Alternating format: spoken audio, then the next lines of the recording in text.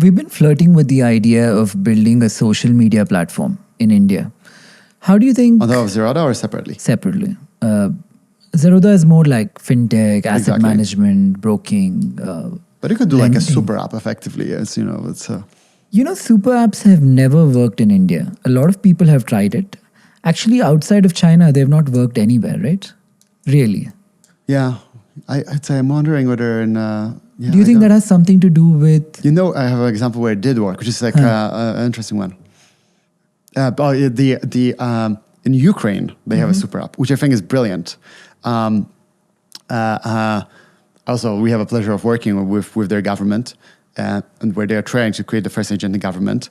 But they have a DIA app. It's effectively a citizen support app where you can ask about the benefits programs, employment programs, the different things that are happening in India. And that's how it started. So like effectively an app that every citizen can have.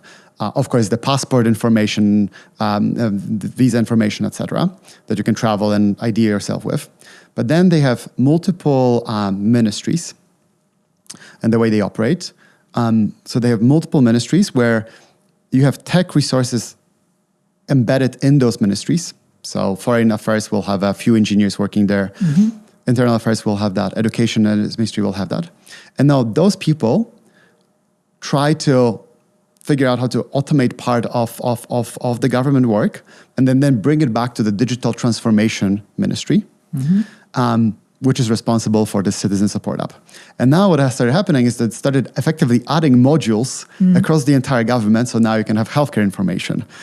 Now you can have education where you have personalized content for you based on things that you know. And I thought it was brilliant. And what we do with them is now help bring the voice into the equation so you can communicate and call a lot of that, or you could learn by speaking. But you literally have all the modules deployed across the government services.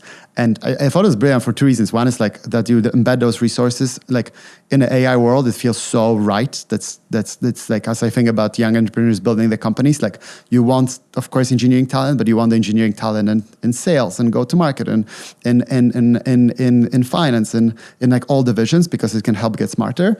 So that I liked it for that. And two, despite everything that's happening there, they are actually truly, from everybody worked with, leading the way with like one of the best apps that I've seen. In places like India, there's the David and Goliath problem. When you're David, everybody loves you. When you're starting something, when you become a Goliath of a company, inherently people dislike large corporations in a strange way.